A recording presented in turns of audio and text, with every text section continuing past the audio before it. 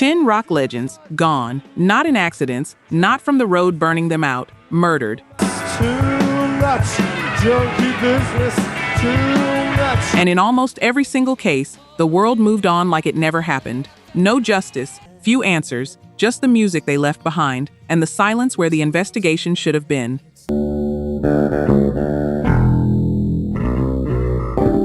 You're about to hear 10 stories that the history books glossed over too fast. By the time we get to number 1, I promise you, you will not feel the same way you did when you clicked play.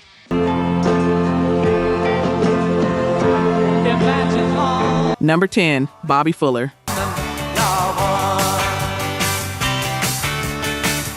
By the spring of 1966, Bobby Fuller had a top 10 record. I Fought the Law cracked the Billboard Hot 100 top 10 in March of that year. The Bobby Fuller 4 was rising.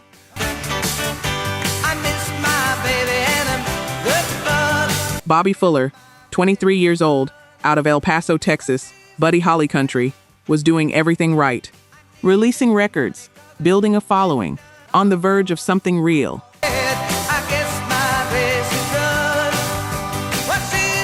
You know that song. You've heard it in diners, in movies, blasting from car radios on summer road trips. The Clash recorded it again in 1979, and it became a whole new anthem.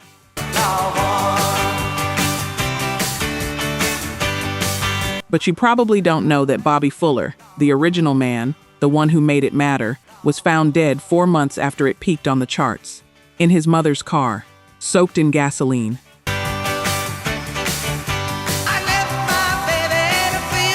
July 18, 1966. Bobby's mother found him in the front seat of the family Oldsmobile, parked outside their Hollywood apartment.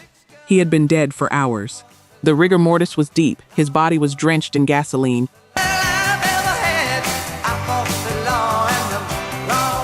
A gas can with a rubber hose attached sat in the back seat. His face was the color of blood. His right index finger was broken, bent backward until it snapped. His chest and shoulders were covered in bruises severe enough that the coroner documented them specifically.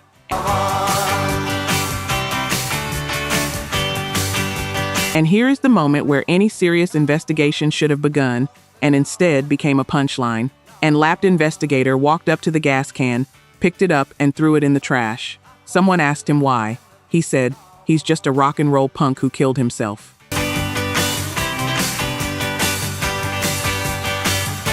No fingerprints taken.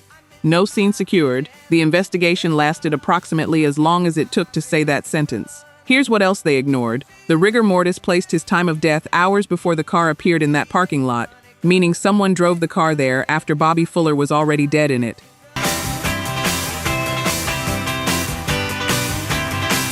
The coroner's report initially had both accident and suicide checked, with question marks written next to both boxes.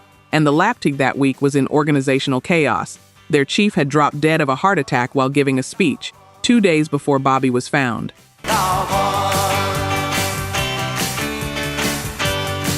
Official cause of death: accidental asphyxia by gasoline inhalation, later changed to undetermined. A 2008 case review by the LA County coroner found the original conclusion was based on circumstantial surroundings rather than definitive forensic testing.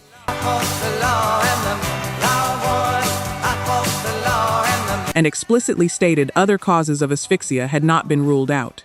Theories still circle around a record industry figure named Morris Levy, known for mafia ties and brutal treatment of musicians under contract.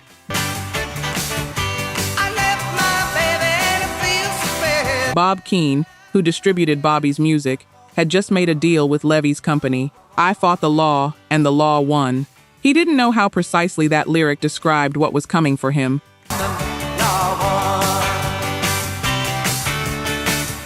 Number 9, Brian Jones.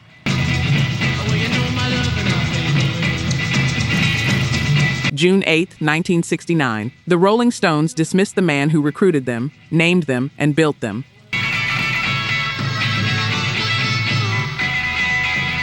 Brian Jones was the one who put this thing together. He called Mick Jagger and Keith Richards and assembled what would become the most famous rock band in history.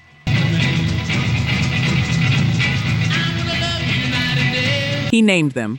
He led them through their early years. He played sitar on Paint It Black, marimba on Under My Thumb, recorder on Ruby Tuesday, dulcimer on Lady Jane.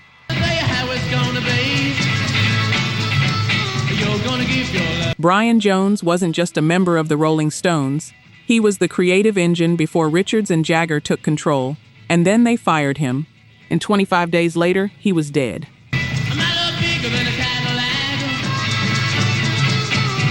July 3, 1969, Cochford Farm, East Sussex, the former home of A. Milne, the author of Winnie the Pooh. Brian Jones had bought it as a retreat, a place to start fresh.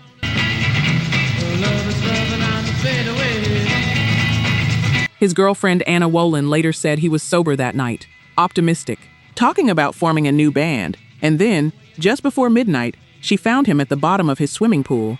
The coroner's verdict, death by misadventure, drowning under the influence of drugs and alcohol.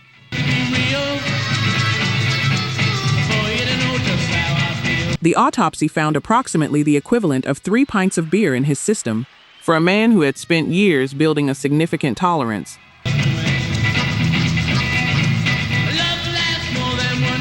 That number doesn't add up to the story the official ruling wanted to tell. He had also reportedly been a strong swimmer.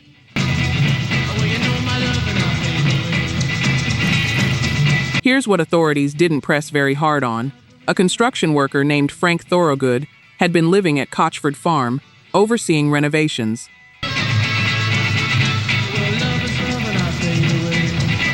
Brian Jones had just fired him that same day, the day he died, over shoddy work and overcharged invoices. Thorogood was angry about money he felt he was owed.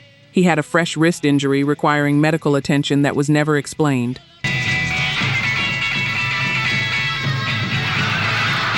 And in 1993, dying of cancer, Frank Thorogood reportedly told the Stones' former road manager Tom Keelock, "It was me that did Brian. I just finally snapped."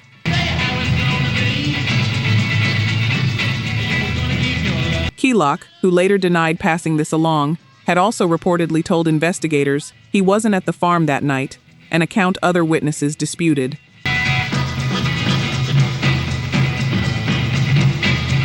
Jones's girlfriend, Anna Wolin, maintained for decades that Brian did not drown accidentally.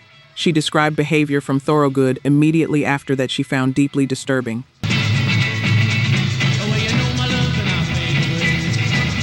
Sussex police reviewed the case in 1984, then again in 1994, then again in 2009. No charges, no resolution.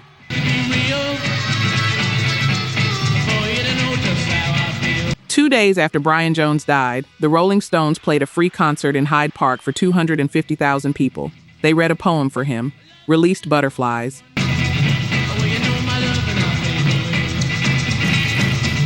And then they kept going, with a new guitarist, into the biggest commercial era of their career. Brian Jones named that band. He should have been there for all of it.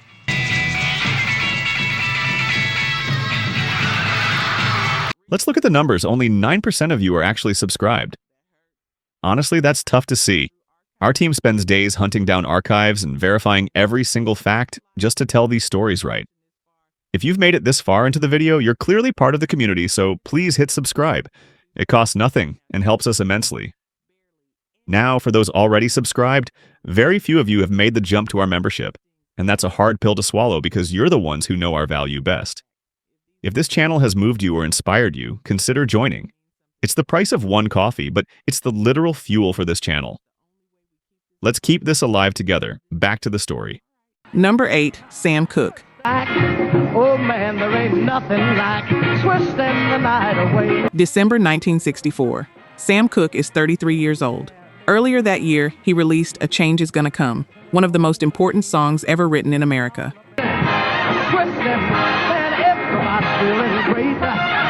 A song born from watching Bob Dylan and thinking, I need to say something that true, something that real. A civil rights anthem that still stops rooms when it comes on. Man, you ought to see him go, twisting the night away. And on December 11th, 1964, Sam Cooke is shot dead in a seedy motel room in South Central Los Angeles. Officially, justifiable homicide, self-defense. Case closed in less than a week. You ought to see her go, chick twisting to the rock and roll. Here is the version the authorities accepted. Cooke went to the Hacienda Motel with a young woman named Elisa Boyer. Boyer claimed he assaulted her.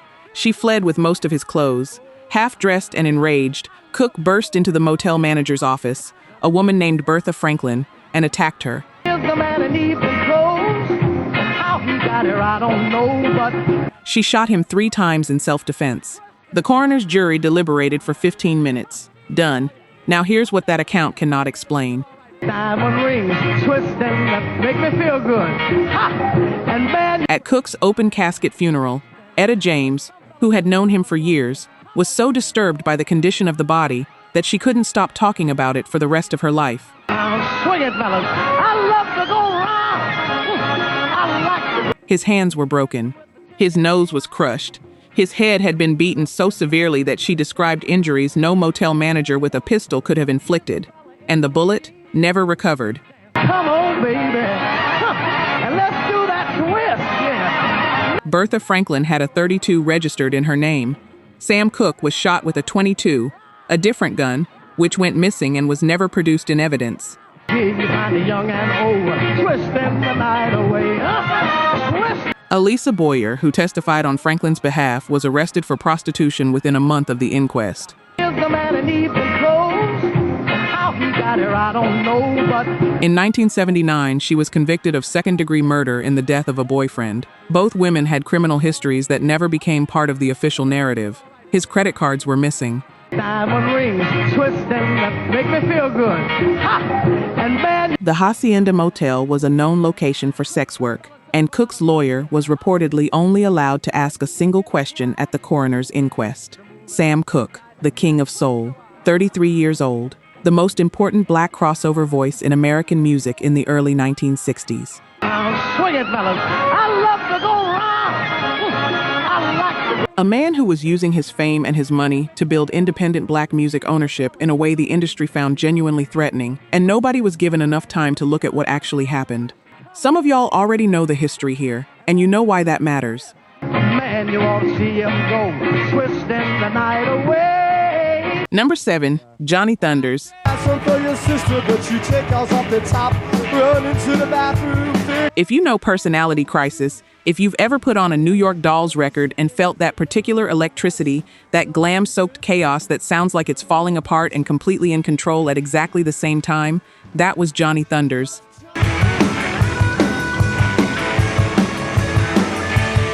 His guitar, his presence, his whole brilliant, self-destructive thing. The New York Dolls didn't just influence punk rock, they invented it before the word existed. Every band from the Ramones to the Sex Pistols to Guns N' Roses had Thunder's fingerprints on them. Too much junkie business, too much. His tone, his attitude, the way he played like he was about to lose it and never quite did. He was one of the architects of the sound that defined the next 30 years of rock music. Too much junk. I don't want to see it hanging out with you. And in April 1991, he was in New Orleans, 38 years old, recording a track with a German punk band, trying to get things together.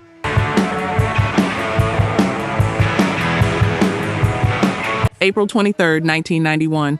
A hotel maid discovers Johnny Thunders on the floor of room 37 at the St. Peter Guest House in the French Quarter. He is in advanced rigor mortis. Junkie business, I don't want to fuck around with you. His neighbor Willie DeVille, himself a legendary artist, later told filmmakers the body looked pretzel-shaped, and the room was stripped, clean, clothes gone, cash gone, every guitar gone, his passport gone.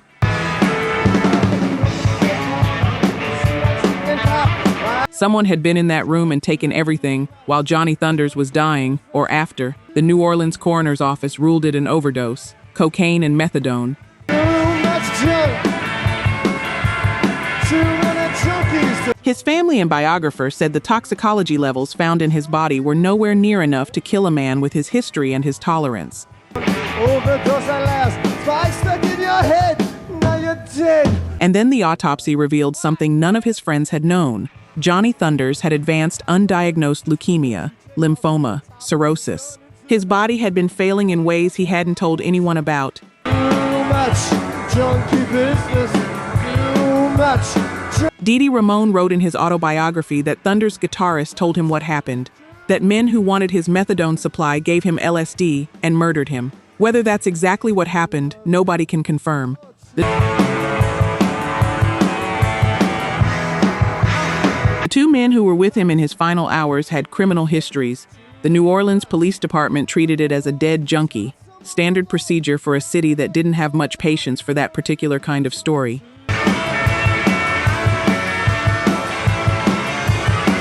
The room was never sealed, no fingerprints taken.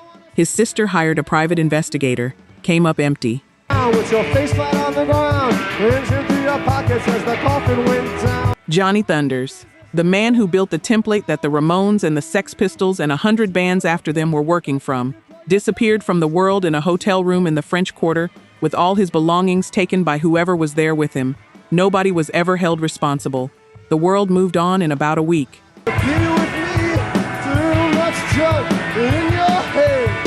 Number 6, Mia Zapata.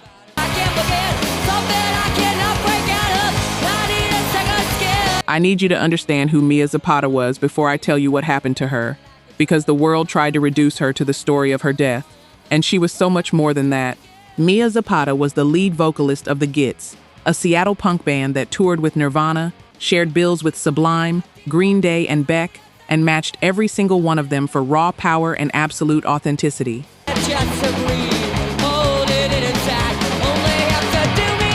Her bandmate, Matt Dresner, saw her perform at an open mic at Antioch College in 1986 and said he started crying immediately, not metaphorically, actually cried, because he'd never heard anything like it.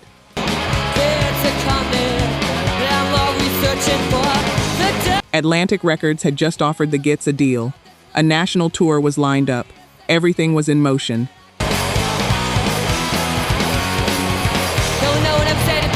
July 6, 1993. Mia spent the evening with friends at the Comet Tavern in Capitol Hill, Seattle.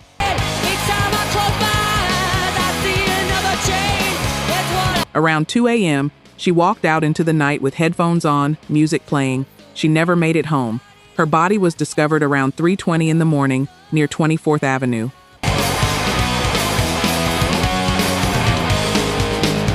She had been beaten, sexually assaulted, and strangled with the cords of her own sweatshirt. The Seattle medical examiner at the morgue recognized her. He'd been to her shows.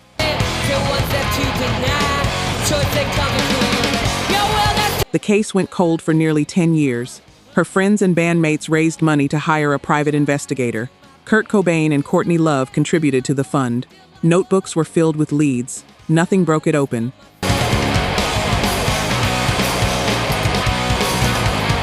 And then, in December 2002, a crime lab ran a DNA test on biological evidence that had been refrigerated, preserved, since 1993.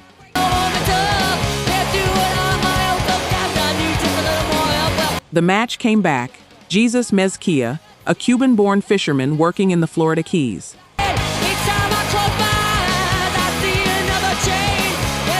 His DNA had entered the national database after a burglary arrest in Florida in 2002.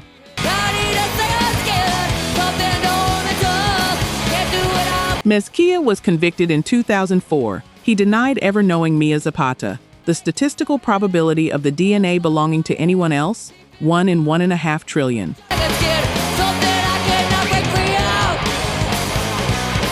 Mezquia died in prison in 2021. He took whatever the full truth of that night was with him. The Gits never became what they were about to become.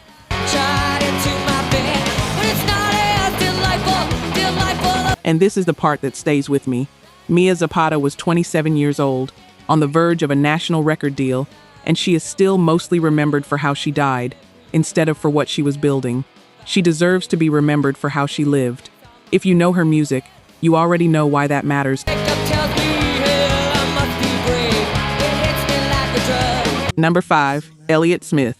To finish into You know Elliott Smith's music. Even if you don't know, you know it. Miss Misery, the song that earned him an Oscar nomination from Good Will Hunting in 1997.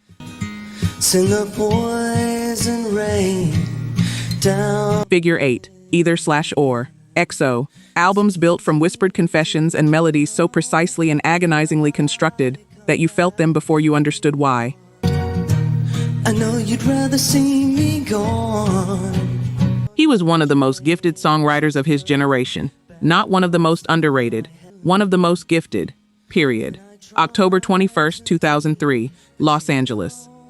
Than to see me the way. Elliott Smith is 34 years old. He's been sober, seeking treatment, working on a new album with genuine focus and momentum.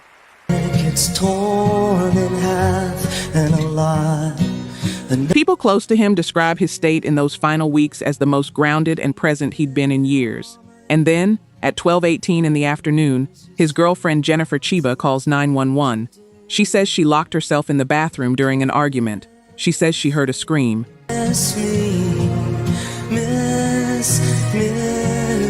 She opened the door, found Elliott standing in the living room with a knife in his chest. She says she pulled it out. He died at County USC Medical Center at 1:36 p.m. There was a post-it note. "I'm so sorry. Love, Elliott. God forgive me." There were no fingerprints identifiable on the knife.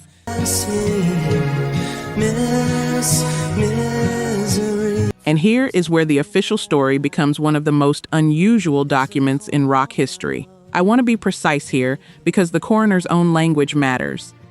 Some help from Johnny Walker Red. The Los Angeles County Medical Examiner's report stated, "The mode of death is undetermined, not suicide, not homicide, undetermined." Sing the poison rain down. And here is specifically why. The report noted several circumstances atypical of suicide that raised the possibility of homicide. The absence of hesitation wounds, the small exploratory cuts that almost always appear when someone stabs themselves. On the train to put bad thoughts in my head. The fact that the stab wounds went through his clothing rather than through any opening, and small cuts on his right arm and left hand described as, the exact words, possible defensive wounds.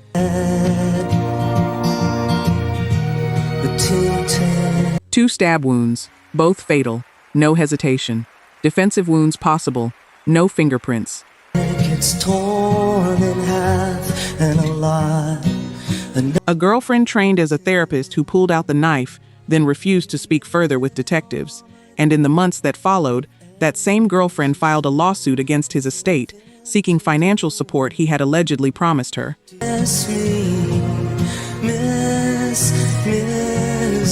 The Lapdid never charged anyone. The case exists in a legal limbo, officially undetermined. And from a basement on the hill, the album he was recording when he died, was released posthumously in 2004.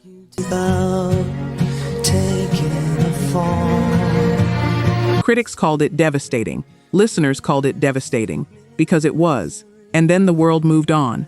Frames on the wall. It's a call. Number 4, Peter Tosh.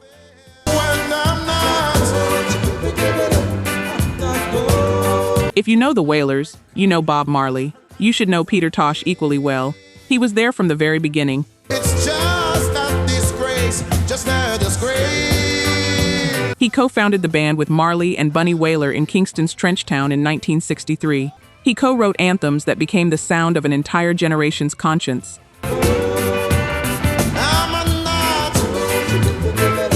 Get up, stand up, equal rights, legalize it. He was the fire in that band, the uncompromising, militant, absolutely unbending voice for justice. And the music industry spent years not quite knowing what to do with someone that committed to meaning it. And those sleep drivers just don't care. They just... September 11th, 1987. Peter Tosh is 42 years old. At his home on Barbican Road in Kingston, Jamaica, he's with his partner Marlene and a group of friends, a quiet Friday evening watching television. And Africans are free. And then the door opens. 3 armed men come in. One of them is Dennis Lobban, a man Peter Tosh had personally befriended, had helped, had given food, money, clothes, a bed, a chance to rebuild after a long prison sentence.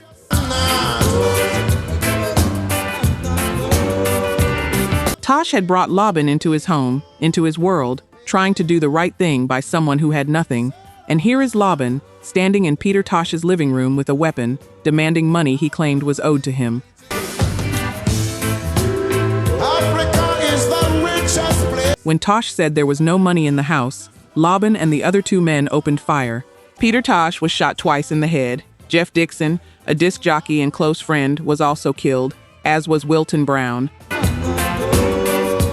will be fighting. Marlene Brown was shot in the head and survived only by lying completely still, playing dead, while the gunmen debated whether to finish her off. She lay there motionless, listening, until they left.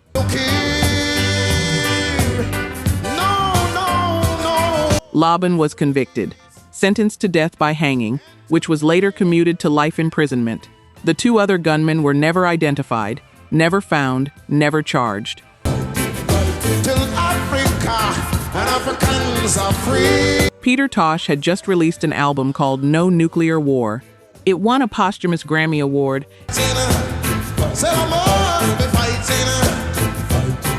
And here is the thing nobody says enough about. The man who helped build the music that became the sound of an entire generation's desire for justice and dignity was murdered by someone he tried to save from a world that had already given up on him.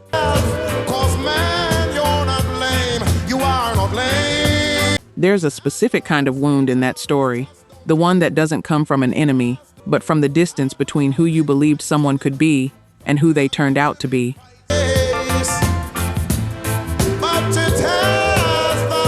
Number 3, Jaco Pastorius.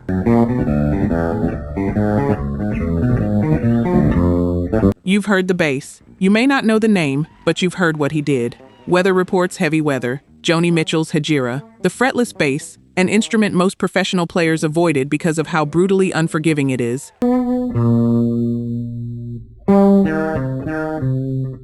Jaco Pastorius turned it into something no one had previously imagined was possible.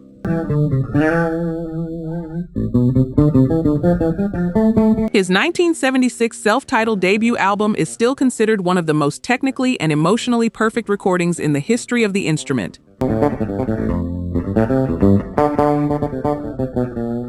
Victor Wooten, Marcus Miller, Flea, all of them cite Jaco Pastorius as the player who changed everything, not just for bass, for music.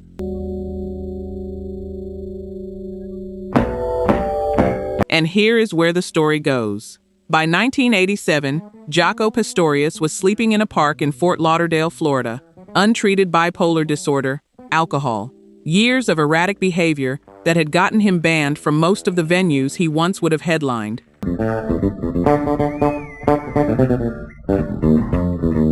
On September 11th, 1987, the same evening Peter Tosh was being murdered in Kingston, Jamaica, Jaco jumped on stage during a Carlos Santana concert at the Sunrise Musical Theater. Security threw him out.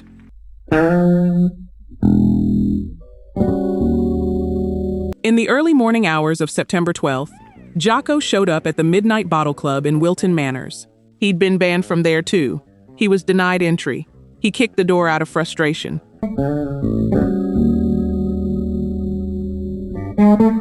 The club manager, a 25-year-old man named Luke Havan, came out. What happened next is disputed. Havan claimed self-defense. He said he pushed Jaco. Jaco fell, hit his head on the concrete.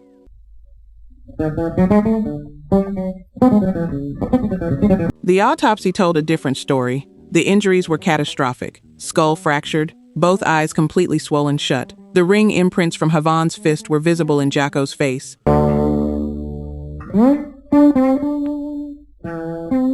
Massive internal bleeding. There was no fall that explains what was found on that body. The medical evidence pointed to a sustained beating.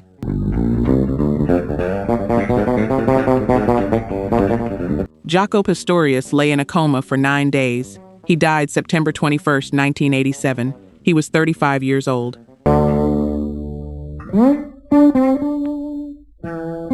Luke Havan was charged with second-degree murder. He pleaded guilty to manslaughter. He was sentenced to 21 months in prison. He served 4 months, for killing the greatest bass player who ever lived.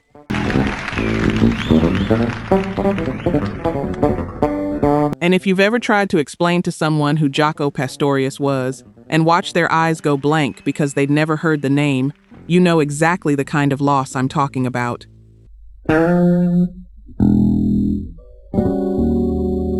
Not just the life, the legacy that never got built. The 4 months that stood in for justice. The part where the world kept going and didn't really stop.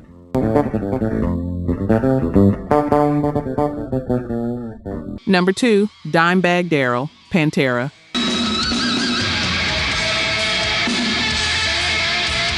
If you're a rock fan, if you know what vulgar display of power felt like the first time it hit you, the way Walk came through the speakers like something physical,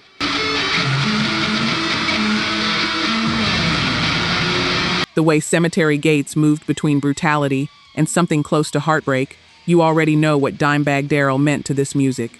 He was one of the greatest metal guitarists of his generation.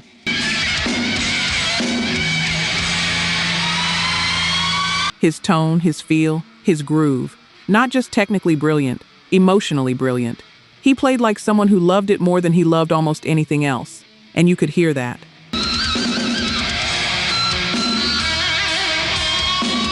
By 2004, Pantera had effectively fractured, tensions between the Abbott brothers and Phil Anselmo having torn things apart without an official dissolution.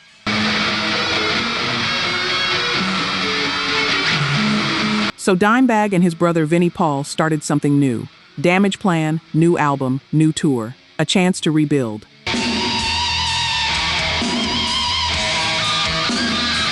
On December 8, 2004, they were headlining the Alrosa Villa nightclub in Columbus, Ohio. About 400 people, a small club, close to the stage.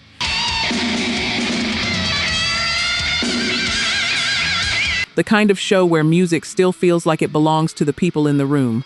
December 8, 2004, 24 years to the exact date that John Lennon was shot outside his apartment in New York. Partway into the opening song, barely 90 seconds in,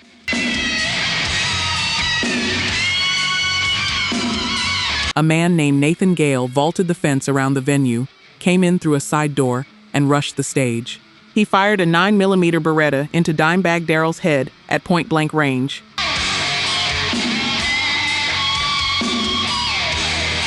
Dimebag fell. Nathan Gale fired 15 shots total. He also killed Damage Plan's head of security, Jeffrey Mayhem Thompson, who tackled him, a club employee named Aaron Hulk, who tried to restrain him, and a fan named Nathan Bray, who had jumped on stage trying to help.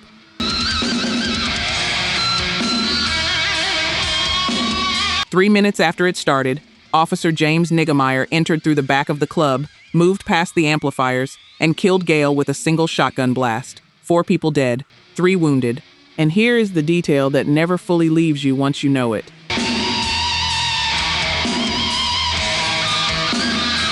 Nathan Gale's mother later admitted that she was the one who bought him the gun he used that night. She knew he had severe mental health problems. She bought it anyway.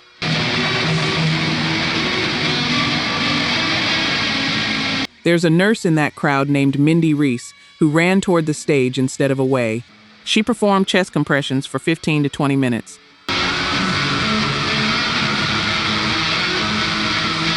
She kept saying, "Dimebag, come on, please stay with me." He was 38 years old, same date, same age at death, as the man at number 1.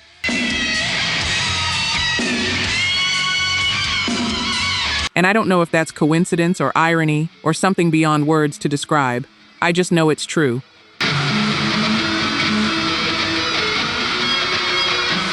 Number 1, John Lennon.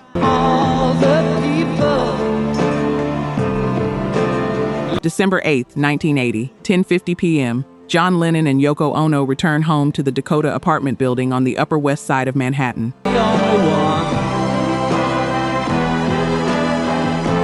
Lennon had spent the morning in a recording session. He'd signed autographs for fans outside the building earlier in the day. He always did.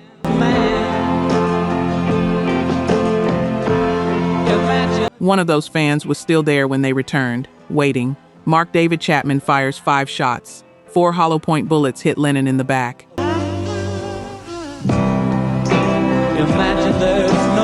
John Lennon was rushed to Roosevelt Hospital. At 11:15 p.m., 40 years old, the most consequential musician in the history of popular music was pronounced dead.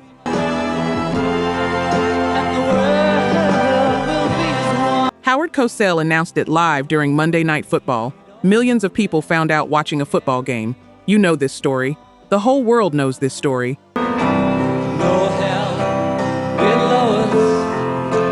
And yet there are things about it that still feel unprocessed. Even now, even 45 years later. Nothing to kill or die for. Here's what most people don't know. Mark David Chapman had a list. Lennon wasn't the only name on it. The night of the murder, David Bowie was performing on Broadway, and Lennon and Jaco were supposed to be there the following night, front row. All the people. 3 seats sat empty. Bowie said afterward he nearly couldn't finish the performance. Chapman had a front row ticket for that show. Lennon was first. Bowie was second.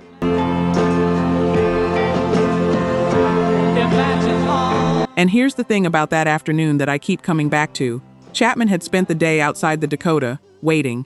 In the early evening, Lennon walked out to go to a recording session. Chapman held out a copy of Double Fantasy, Lennon's comeback album, released 3 weeks earlier, the one that sounded like a man finally at peace with his life.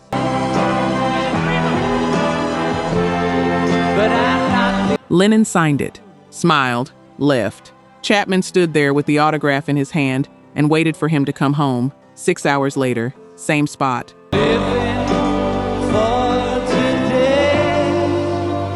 Mark David Chapman has now been denied parole 14 times. The most recent denial was September 2025. The hearings keep happening. I hope someday you'll join us. Every few years, the system requires Yoko Ono to write a letter explaining why he should not be released. Every few years, the world briefly remembers.